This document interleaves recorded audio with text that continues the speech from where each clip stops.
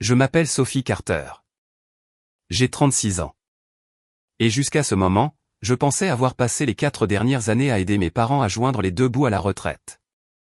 Je croyais que l'argent que j'envoyais chaque mois couvrait les ordonnances, les impôts fonciers et ces petites urgences qui semblent accompagner l'âge. J'avais bâti mon entreprise à partir de rien, travaillé les nuits et les week-ends, et je me répétais que les sacrifices en valaient la peine parce que la famille comptait. Puis d'autres messages sont apparus. L'un d'eux plaisantait sur le VUS qu'ils avaient loué. Un autre mentionnait un voyage en Floride dont je ne savais rien. Puis est venue la phrase qui a fait plus mal que tout le reste. Il riait de la facilité avec laquelle on pouvait me faire culpabiliser. J'ai fixé l'écran, lisant chaque mot 2 fois, puis 3 fois, espérant avoir mal compris. Ce n'était pas le cas.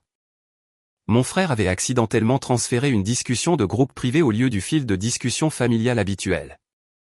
Et en moins d'une minute, l'image que j'avais de ma famille s'est complètement fissurée.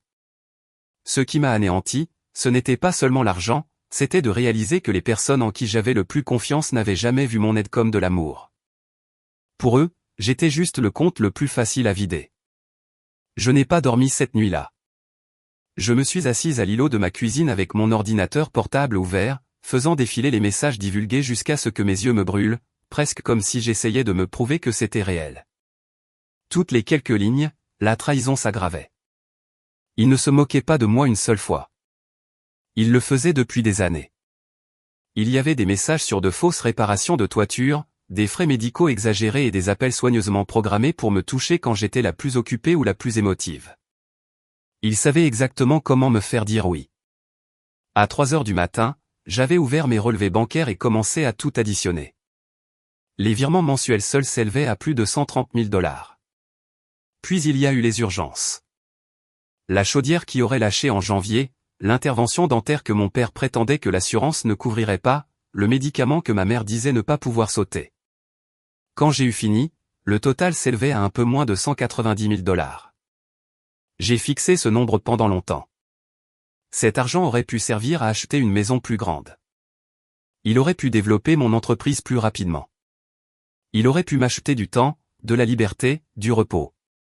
Au lieu de cela, j'avais travaillé 50 et parfois 60 heures par semaine pour financer des gens qui se moquaient de ma bienveillance. Le lendemain après-midi, mon frère s'est présenté à ma porte, l'air pâle et paniqué. Il n'arrêtait pas de dire qu'il était désolé, mais chaque excuse était accompagnée d'un prétexte. Il a dit qu'il avait seulement suivi pour maintenir la paix. Il a dit que nos parents étaient difficiles. Il a dit qu'il n'avait jamais voulu que je le découvre de cette façon. C'est à ce moment-là que j'ai compris quelque chose d'encore plus glacial que les messages eux-mêmes. Il n'était pas désolé qu'il m'ait utilisé. Il était désolé que la mauvaise personne ait finalement découvert la vérité. Le lendemain matin, j'ai cessé de penser comme une fille et j'ai commencé à penser comme une chef d'entreprise qui venait de découvrir une fraude de longue date. J'ai appelé au travail pour dire que j'arriverais en retard, j'ai préparé un café que je n'ai jamais touché, et je me suis assise à ma table de salle à manger avec mon ordinateur portable, mes applications bancaires et toutes les captures d'écran que mon frère m'avait accidentellement fournies. Le choc était toujours là, mais quelque chose de plus froid avait pris sa place. La clarté. S'ils avaient passé des années à transformer mon amour en une source de revenus, alors j'avais fini de réagir émotionnellement. J'allais mettre fin à tout ce système. Le premier appel que j'ai passé était à Naomi Brox, mon amie la plus proche et l'avocate qui m'avait aidé à structurer mon entreprise quand ce n'était encore que moi et une assistante. Elle a écouté sans m'interrompre pendant que je lui expliquais les messages, les fausses urgences, l'argent, et la façon dont mon frère s'était tenu sur mon porche en feignant le regret sans prendre la responsabilité de quoi que ce soit. Quand j'ai eu fini, il y a eu une longue pause. Puis elle m'a dit exactement ce que j'avais besoin d'entendre. Ne discute pas. N'explique pas plus d'une fois. Documente tout. Puis coupe tous les liens financiers proprement. C'est donc ce que j'ai fait. J'ai commencé par la cible la plus facile, le virement automatique qui quittait mon compte le premier de chaque mois depuis 4 années consécutives. 2 clics et c'était fini. Après cela, je me suis connecté au compte d'investissement séparé que j'avais discrètement créé pour mes parents, un fonds que j'avais prévu de leur révéler pour leurs 70 ans. J'y avais mis de l'argent parce que je croyais vraiment que j'aidais à sécuriser leur avenir. Le solde était devenu quelque chose de significatif. Le fermer, C'était comme enterrer la dernière bonne intention qu'il me restait pour eux. Mais je l'ai fait quand même. Ils n'avaient pas seulement pris mon argent. Ils avaient détruit la confiance qui rend les cadeaux possibles. Ensuite, je suis passé au reste. J'ai annulé les paiements d'ordonnances que je couvrais. Je me suis retiré d'une facture récurrente liée à l'un de leurs frais médicaux supplémentaires. J'ai changé le bénéficiaire de mon assurance vie, passant de ma famille à une organisation à but non lucratif locale pour enfants. Chaque mise à jour semblait brutale pendant environ 3 secondes, puis elle semblait juste. En début d'après-midi, j'avais constitué un dossier avec des relevés bancaires, des captures d'écran, des historiques de virements et une feuille de calcul claire montrant chaque dollar que je leur avais envoyé. Naomi l'a examiné et m'a aidé à rédiger un dernier courriel. Il était court, factuel et impossible à contester. J'ai listé le montant total que j'avais fourni, joint les preuves, les ai informés que tout soutien prenait fin avec effet immédiat, et leur ai dit de ne plus me contacter sauf par l'intermédiaire d'un conseiller juridique. Je l'ai lu 2 fois avant de l'envoyer. Ma main était stable quand j'ai appuyé sur le bouton. Pour la première fois depuis des années, je n'attendais pas la prochaine urgence, le prochain chantage affectif, ou le prochain mensonge. C'était moi qui prenais la décision maintenant. Honnêtement, je pensais que ce serait la fin de l'histoire. J'avais tort. Pendant 13 jours, le silence semblait presque contre nature. Je continuais à attendre une autre embuscade, un autre message vocal dramatique, un autre message désespéré conçu pour me frapper au moment exact où ma garde était baissée. Mais rien n'est venu. Je suis retourné au travail, j'ai assisté à des réunions avec des clients, approuvé des échantillons de tissus, examiné des plans de mise en scène. Et j'ai essayé de m'installer dans une version de la vie qui ne tournait plus autour de la résolution de problèmes qui n'avaient jamais été vraiment les miens. Petit à petit, j'ai commencé à croire que peut-être l'envoi de ce courriel avait accompli ce que des années de don n'avaient jamais pu faire. Peut-être que cela les avait finalement forcés à s'arrêter. Puis le cap des 2 semaines a été atteint. Je sortais d'une réunion sur un chantier quand j'ai vérifié mon téléphone et senti mon estomac se nouer. 74 appels manqués. Mon écran était inondé de messages vocaux, de courriels et de textos provenant de numéros que je ne reconnaissais pas. Certains étaient arrivés avant le lever du soleil. D'autres s'étaient empilés les uns après les autres en quelques minutes, comme si plusieurs personnes se relayaient pour essayer de m'user. Pendant une seconde, j'ai cru que quelqu'un était mort. C'est ainsi qu'il m'avait entraîné à penser. La panique d'abord, les questions plus tard. J'ai ouvert le premier message vocal dans ma voiture. Ma mère pleurait si fort qu'elle pouvait à peine prononcer les mots. Elle a dit que sa tension artérielle était dangereusement élevée depuis que je les avais coupés des vivres. Elle a dit que mon père subissait un stress insupportable. Elle a dit que s'il arrivait quelque chose à l'un d'eux, je devrais vivre avec cela pour le reste de ma vie. Le deuxième message venait de mon père et les larmes avaient disparu. À leur place, il y avait de la colère. Il a dit que l'hypothèque était en retard, que les factures s'accumulaient et que je n'avais pas le droit de les punir pour ce qu'il appelait des blagues de famille privée. Dans le troisième message, mon frère a essayé un ton plus doux. Il a dit, tout le monde s'effondre et m'a supplié de les rencontrer en personne juste une fois pour qu'ils puissent s'expliquer, mais l'explication n'a jamais été le but. Pas une seule fois dans aucun de ces messages ils n'ont mentionné la véritable trahison. Pas une seule fois ils n'ont dit, nous nous sommes moqués de toi, nous t'avons menti, nous t'avons utilisé et nous avons brisé ta confiance. Chaque mot concernait les conséquences, leur stress, leur facture, leur santé, leur peur, leur désagrément. Même maintenant, après avoir été démasqué, ils me parlaient toujours comme si j'étais une ressource qu'ils devaient réactiver, pas une fille qu'ils avaient profondément blessée. Vers midi, les textos étaient devenus plus vifs. L'un m'accusait d'humilier la famille. Un autre disait que j'étais cruel et instable.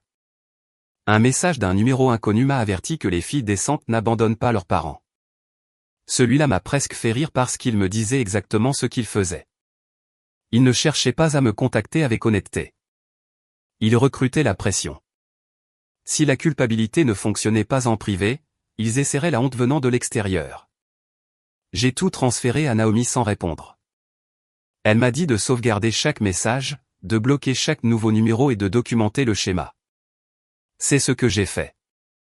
Pourtant, je mentirais si je disais que cela ne m'a pas ébranlé. Ils avaient passé des années à me conditionner à réagir à la seconde où ils laissaient entrevoir une crise.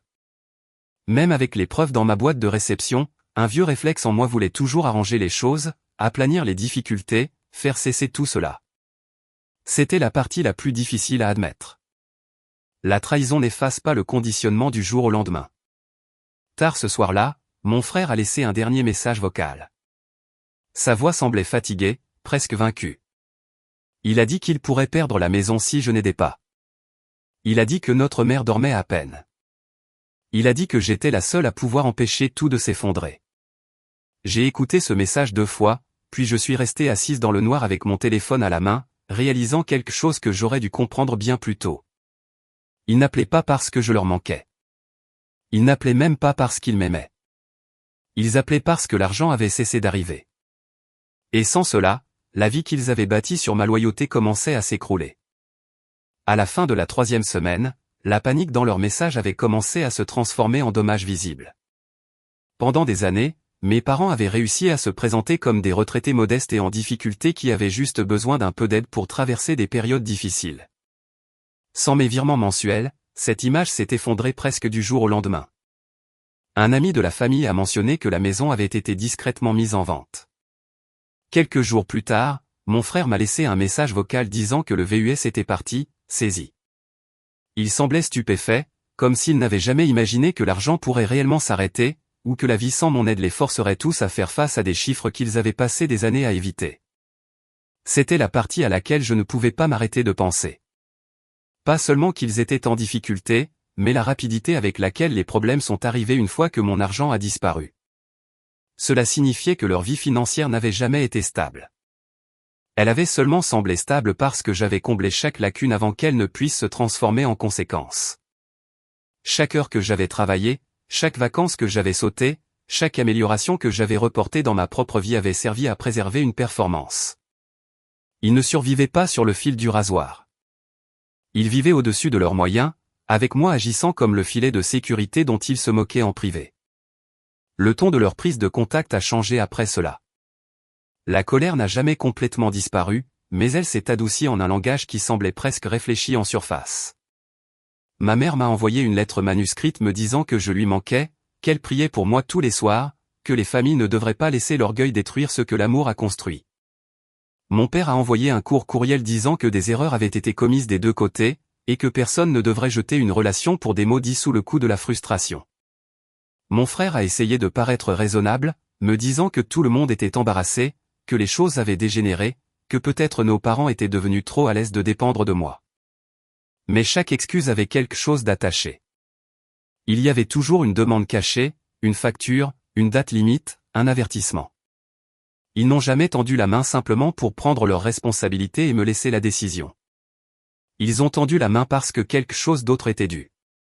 C'est à ce moment-là que j'ai finalement admis que j'avais besoin d'aide pour démêler ce que je ressentais. J'ai commencé une thérapie en pensant que j'avais besoin d'un endroit pour déverser ma colère. Mais ce dont j'avais réellement besoin, c'était d'aide pour comprendre la culpabilité. La colère était simple. La colère avait du sens. La culpabilité était plus délicate parce qu'elle me faisait encore douter de moi-même, même après tout ce que j'avais vu. Ma thérapeute a écouté toute l'histoire puis a dit quelque chose qui m'est resté. Elle m'a dit que je n'avais pas été aimé pour ce que j'étais. J'avais été récompensé pour ce que je fournissais. Cette différence m'a frappé plus durement que n'importe quelle insulte dans la discussion de groupe. Pendant des années, j'avais confondu être nécessaire avec être apprécié. J'avais été entraîné à croire que dire oui faisait de moi une bonne fille, tandis que dire non me rendait froide, égoïste et déloyale. Une fois qu'elle a nommé ce schéma à voix haute, j'ai commencé à le voir partout dans mes souvenirs. Je me suis souvenu de la façon dont chaque demande était enrobée d'urgence. La façon dont l'hésitation était toujours accueillie avec déception. La façon dont la gratitude de mes parents durait rarement plus longtemps que l'intervalle entre un virement et le suivant. Je me suis souvenu d'avoir envoyé de l'argent pour les anniversaires, pour les vacances, pendant des voyages d'affaires, pendant des semaines où j'étais si épuisé que j'avais à peine le temps de manger correctement. Je me suis souvenu de m'être dit que c'est ce que fait la famille. Je me suis souvenu à quel point j'étais fier, croyant que j'allégeais leur fardeau. Avec le recul, cette fierté me semblait presque insupportable. Je n'avais pas allégé un fardeau. J'avais financé des choix qu'ils savaient ne pas pouvoir assumer seuls. Puis j'ai reçu un appel téléphonique de ma tante Diane, la sœur aînée de mon père.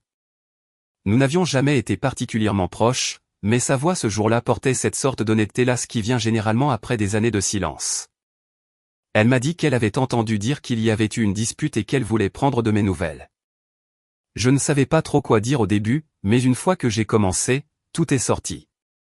La discussion de groupe, l'argent, les mensonges, les lettres, la pression.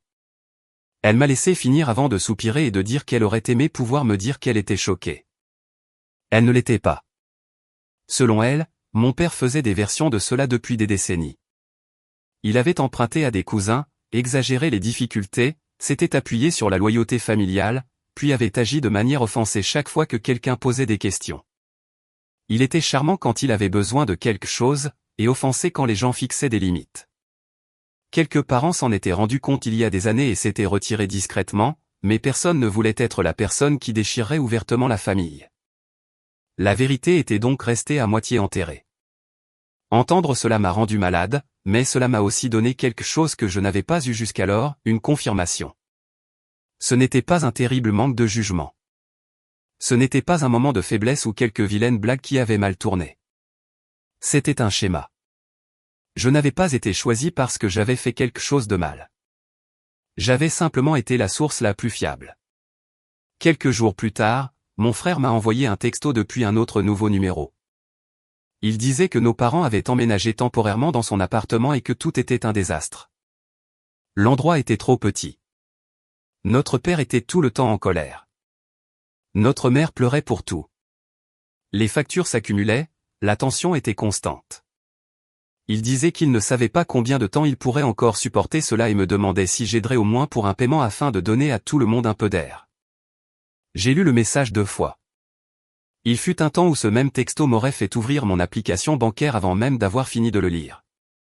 Cette fois, je l'ai juste fixé jusqu'à ce que le vieil instinct passe. Leur effondrement était réel. Je pouvais enfin le voir.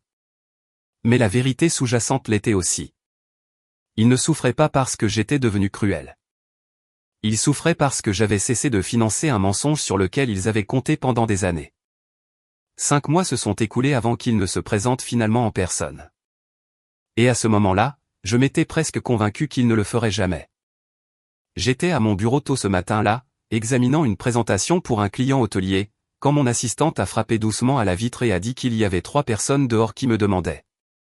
Dès que je suis entré dans le hall, j'ai su exactement qui c'était. Mes parents se tenaient là avec mon frère. Et pour la première fois de ma vie, ils ne ressemblaient pas à des gens qui s'attendent à ce que le monde se plie à leurs désirs. Ils avaient l'air plus petits, fatigués, dépouillés. Les cheveux de ma mère avaient repoussé de manière inégale, la couleur terne et négligée d'une façon que je n'avais jamais vue auparavant. Le visage de mon père paraissait plus vieux, pas seulement à cause de l'âge, mais à cause du stress, comme si les derniers mois avaient finalement forcé la réalité à s'imposer à lui. Même mon frère avait l'air épuisé, les épaules tendues, son expression déjà à moitié en train de s'excuser avant que quiconque ne dise un mot. Pendant un instant, aucun de nous n'a bougé. Je suis resté là, à observer la vue des 3 personnes qui avaient autrefois ri en privé de la facilité avec laquelle elles pouvaient obtenir de l'argent de moi. Mon père a parlé le premier. Il a demandé si nous pouvions parler quelque part en privé. Sa voix avait perdu une partie de sa force d'antan, mais je pouvais encore entendre l'attente en dessous. La supposition que je finirais par faciliter les choses. Je leur ai dit qu'ils avaient 10 minutes et les ai conduits dans la petite salle de conférence près de l'arrière du bureau. Je n'ai pas offert de café. Je ne me suis pas assise près d'eux. Je suis resté à l'autre bout de la table et j'ai croisé les bras, laissant le silence faire son travail. Ma mère s'est mise à pleurer presque immédiatement. Elle a dit que les derniers mois avaient été terribles. Elle a dit qu'ils avaient perdu la maison plus tôt que prévu, qu'ils avaient été forcés de vendre des meubles, que déménager chez mon frère les avait humiliés. Mon père est intervenu pour dire que ses factures médicales s'accumulaient et que les options publiques sur lesquelles il s'était rabattu n'étaient pas suffisantes. Puis il a mentionné la perte de l'adhésion au country club, à la salle de sport, aux routines autour desquelles ils avaient construit leur vie sociale, comme si ces détails étaient censés me briser le cœur. J'ai écouté sans interrompre. Cela semblait les rendre plus nerveux que si j'avais crié. Mon frère a essayé d'intervenir et d'adoucir le ton. Il a dit que tout le monde avait fait des erreurs. Il a dit que nos parents avaient finalement réalisé à quel point ils avaient mal géré les choses. Il a dit que les derniers mois avaient été une prise de conscience. Puis ma mère s'est penchée en avant et a dit qu'ils étaient venus s'excuser et demander si nous pouvions trouver un moyen d'aller de l'avant en tant que famille. Cette phrase a failli m'avoir. Pas parce que j'y croyais, mais parce qu'elle était si soigneusement choisie, aller de l'avant en tant que famille. Cela sonnait chaleureux, curatif, raisonnable. Mais à ce moment-là, je les comprenais trop bien. Quand des gens comme mes parents veulent le pardon, ils ne veulent pas vraiment dire le pardon. Ils veulent la restauration. Ils voulaient que l'accès soit restauré, le confort restauré, l'argent restauré, la version de moi qui continuait à les secourir restaurée. Alors j'ai posé la seule question qui comptait. Je leur ai demandé pourquoi exactement ils s'excusaient. La pièce est devenue silencieuse. Mon père a jeté un coup d'œil à ma mère. Ma mère a regardé mon frère. Mon frère a baissé les yeux. Finalement, ma mère a dit qu'ils étaient désolés que les choses soient devenues si laides. Mon père a dit qu'il regrettait certaines des choses qui avaient été dites. Mon frère a ajouté qu'aucun d'eux ne s'attendait à ce que ça aille aussi loin. C'est là que j'ai su que rien n'avait changé. Aucun d'eux n'a dit « nous t'avons menti ». Aucun d'eux n'a dit « nous nous sommes moqués de toi, nous t'avons manipulé » ou « nous avons traité ton amour comme une source de revenus ». Ils parlaient comme des victimes d'un malentendu. Des gens qui avaient simplement regardé la vie devenir incontrôlable. Même maintenant, assis en face de moi après avoir presque tout perdu, ils ne pouvaient toujours pas se résoudre à nommer ce qu'ils avaient fait. Puis mon père a commis l'erreur qui a effacé la fragile sympathie qui aurait pu rester dans la pièce. Il a dit qu'ils avaient assez souffert et a demandé si je pouvais les aider à se remettre sur pied, juste temporairement, jusqu'à ce qu'ils se stabilisent. Mon frère a rapidement ajouté que même quelques mois de soutien feraient une énorme différence. Ma mère a tendu la main sur la table comme si la proximité seule pouvait réécrire l'histoire et m'a dit qu'ils avaient besoin de moi. Besoin de moi, pas d'aimer de moi, pas de respecter de moi, besoin de moi. J'ai senti quelque chose en moi se mettre en place, si complètement que cela ressemblait presque à de la paix. Pendant des mois, j'avais trié les décombres de ce qu'ils avaient fait, essayant de séparer le chagrin de la culpabilité, la mémoire du conditionnement, l'amour de l'obligation. Et c'était là, en un mot, la vérité de nouveau mise à nu. Ils n'étaient pas venus pour arranger les choses. Ils étaient venus parce que les conséquences étaient finalement devenues trop inconfortables pour survivre sans moi. Je leur ai dit que regretter mon argent n'était pas la même chose que de regretter ma présence. Je leur ai dit que les difficultés ne les avaient pas rendus honnêtes. Elles les avaient seulement rendus désespérés. Ma mère a commencé à pleurer plus fort et a dit que j'étais cruel. Le visage de mon père s'est crispé et pendant une seconde, j'ai vu la vieille colère ressurgir. Il a demandé comment je pouvais être aussi froide avec les gens qui m'avaient élevé. Mon frère a dit que je m'accrochais au passé alors que tout le monde essayait d'aller de l'avant. Je les ai regardés tous les trois et j'ai réalisé qu'ils croyaient encore que le vrai problème était mon refus de retourner au rôle qu'ils m'avaient assigné. Dans leur esprit, la trahison était surmontable. La limite était impardonnable. Alors je leur ai dit la vérité avec la voix la plus claire que j'avais utilisée de toute l'année. Je leur ai dit que ce qui s'était terminé entre nous n'avait pas été causé par une discussion divulguée. Cela s'est terminé parce que cette discussion a exposé des années de mépris. Je leur ai dit qu'ils avaient transformé mes soins en une blague, mon travail en leur style de vie, et ma loyauté en quelque chose auquel ils se sentaient en droit. J'ai dit à mon frère que rester silencieux pendant que cela se produisait ne le rendait pas neutre. Cela faisait de lui une partie du problème. Aucun d'eux n'avait de réponse à cela. Pour la première fois, il n'y avait plus de performance. Pas d'histoire de culpabilité, pas d'urgence, pas d'angle astucieux, juste trois personnes assises dans le silence de ce qu'elles avaient fait et une femme qui n'était plus disposée à les en sauver. Quand je me suis levé, ils ont compris que la réunion était terminée. Ma mère a murmuré qu'il n'avait nulle part où aller. Mon père m'a regardé comme s'il s'attendait encore à ce que je tressaille à la vue de sa déception. Mon frère avait l'air honteux, mais pas assez pour annuler les choix qu'il avait déjà faits. J'ai ouvert la porte de la salle de conférence et leur ai dit que j'espérais qu'ils apprendraient à vivre honnêtement parce que je n'allais pas financer la leçon. Ils sont sortis de mon bureau l'air plus abattus qu'en entrant. Je les ai regardés partir sans les suivre, sans m'adoucir, sans offrir un dernier compromis. Ce n'était pas parce que je ne ressentais rien. C'était parce que je comprenais enfin qu'éprouver de la pitié pour eux et leur faire confiance à nouveau n'était pas la même chose. Et cette fois, peu importe à quel point ils semblaient brisés, je n'allais pas confondre les deux.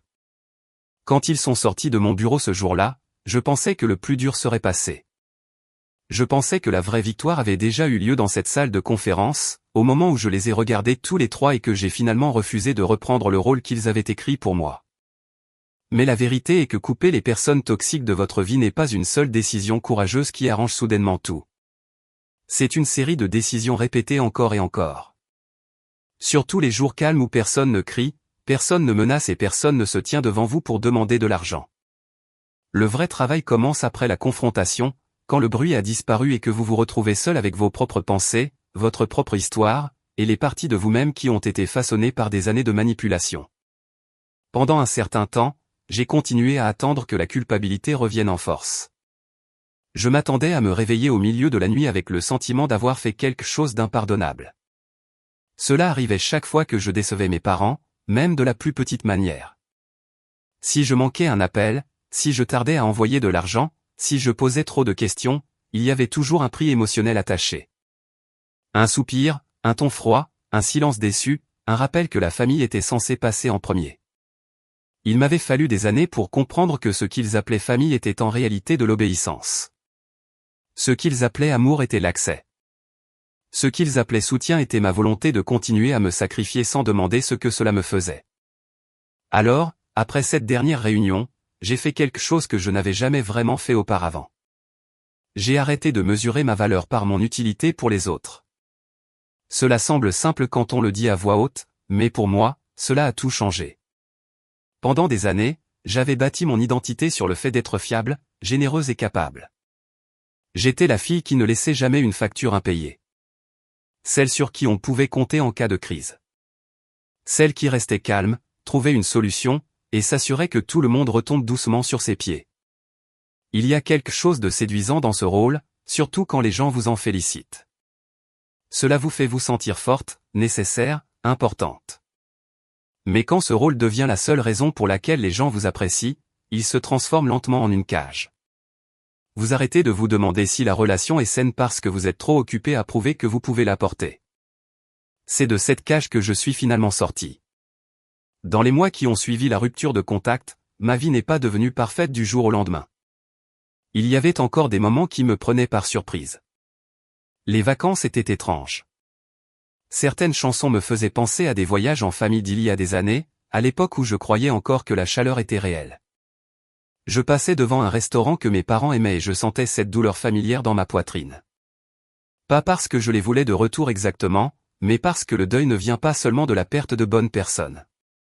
Parfois, le deuil vient de la prise de conscience que ce que vous pensiez avoir n'a jamais vraiment existé. Ce genre de deuil est plus difficile à certains égards parce qu'il n'y a pas de souvenir pur sur lequel se reposer. Il y a seulement la tâche lente et douloureuse de séparer ce qui était authentique de ce qui était transactionnel. La thérapie m'a aidé avec ça. Elle m'a aidé à comprendre que je ne faisais pas le deuil de la perte d'une famille saine. Je faisais le deuil du fantasme d'une famille. Je faisais le deuil de la version de mes parents que j'avais protégée dans mon esprit pendant des années. La version qui était aimante sous la pression, imparfaite mais bonne, égoïste parfois, mais toujours capable de me voir comme leur fille et non comme leur solution. Laisser partir ce fantasme a fait plus mal que de couper les vivres. Mais cela a aussi fait de la place pour quelque chose d'honnête. Et l'honnêteté, même si elle est douloureuse, est toujours plus légère que l'illusion. En devenant plus honnête avec moi-même, j'ai commencé à faire des choix qui auraient terrifié l'ancienne version de moi.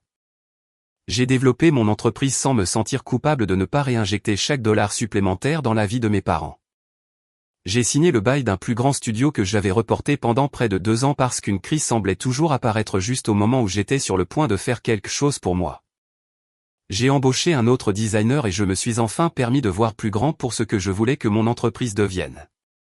J'ai pris des week-ends de congé sans garder mon téléphone face visible à côté de moi, m'attendant à moitié à ce qu'une urgence dramatique interrompe le dîner, gâche un voyage, ou me ramène dans le pétrin de quelqu'un d'autre. Pour la première fois depuis des années, mon succès m'appartenait réellement. Cela peut sembler évident, mais ce n'était pas évident à l'époque. Pendant si longtemps, chaque jalon que j'atteignais était accompagné d'une soustraction invisible. Un bon trimestre au travail signifiait plus de marge pour aider mes parents. Un paiement important d'un client signifiait une autre fausse urgence que je pouvais résoudre. Même la joie était devenue conditionnelle parce qu'une partie de moi se préparait toujours à la prochaine demande. Une fois que ce cycle s'est arrêté, j'ai réalisé à quel point j'avais été épuisé. Pas seulement physiquement, bien que cela en fasse partie. J'étais épuisé dans mon esprit. J'avais vécu dans un état permanent de préparation émotionnelle, me préparant toujours à secourir des gens qui avaient depuis longtemps décidé que ma compassion leur appartenait. Sans cette ponction constante, la vie est devenue plus calme, plus saine, plus mienne. J'ai renoué avec des amis que j'avais négligés parce que j'étais toujours trop occupé à travailler ou à gérer des drames familiaux. J'ai recommencé à organiser de simples dîners. Je riais plus facilement.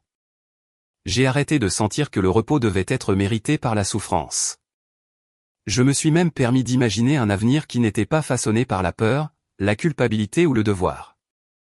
Une maison plus grande, plus de voyages, de meilleures limites, des relations où l'attention circulait dans les deux sens au lieu de toujours exiger des preuves par le sacrifice.